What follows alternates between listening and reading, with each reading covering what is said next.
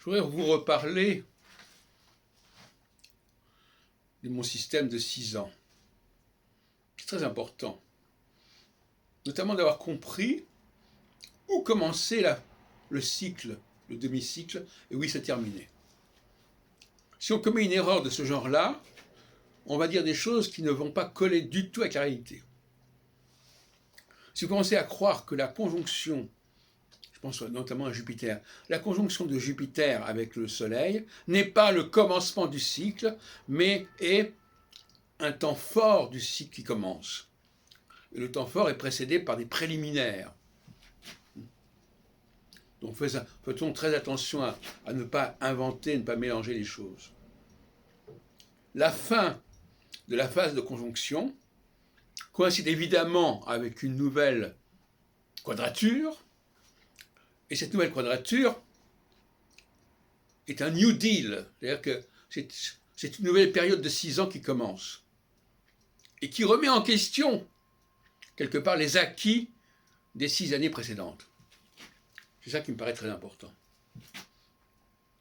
On croyait avoir obtenu quelque chose de solide, qui concluait l'aboutissement de nos efforts, et tout d'un coup, tout est remis en question. Et ça, c'est le destin du leader. L'arrivée de la quadrature de Jupiter sur son Soleil, ça veut dire que quelque chose de nouveau va intervenir, une nouvelle période va intervenir, il va falloir tout reconstruire. Et dans un premier temps, les choses vont être un véritable chantier.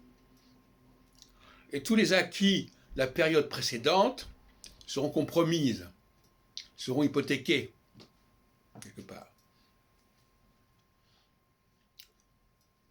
Donc c'est un système qui est très simple à comprendre, en fait. C'est le passage de l'équinoxe au solstice. Pour reprendre même la formulation d'André Barbeau avec son indice de concentration planétaire, c'est le passage d'une phase relativement organisée, qui est arrivée à son terme, à son épanouissement, avec des conséquences qui peuvent d'ailleurs être dramatiques, pas le contraire, mais qui correspondent à la réalisation, à la concrétisation d'un projet qui se sera développé pendant 6 ans. Et avec la phase de quadrature, tout s'écroule. Il faut tout recommencer. Il y a un effondrement, quelque part, qui se fait. Il va falloir reconstruire, et ça va prendre 6 années, en quelque sorte, pour que la construction se fasse. Et à nouveau, quand la construction se sera terminée, une nouvelle phase de quadrature. C'est un peu comme le mythe de Sisyphe, n'est-ce pas? On monte jusqu'en haut de la montagne, et après, ça redescend. Eh bien, voilà ce qu'il en est.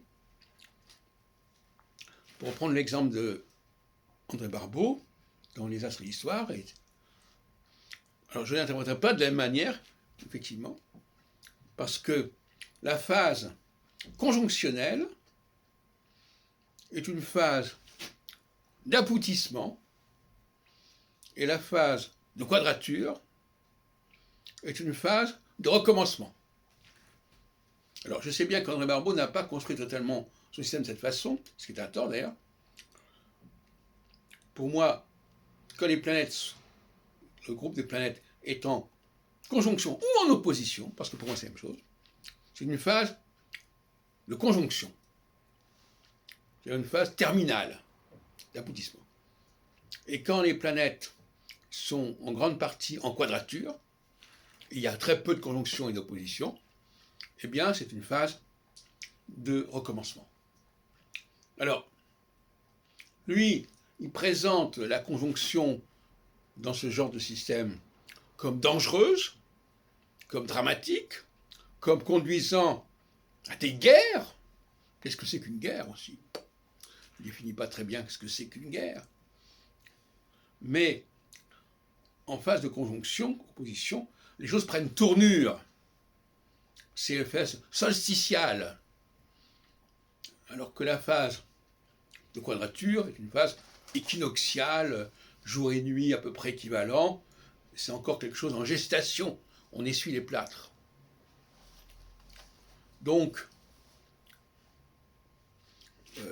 toute forme de conjonction est un aboutissement et non pas un point de départ. L'aboutissement, le point de départ, il se fera à la quadrature suivante. Bon. Voilà ce que j'avais à dire.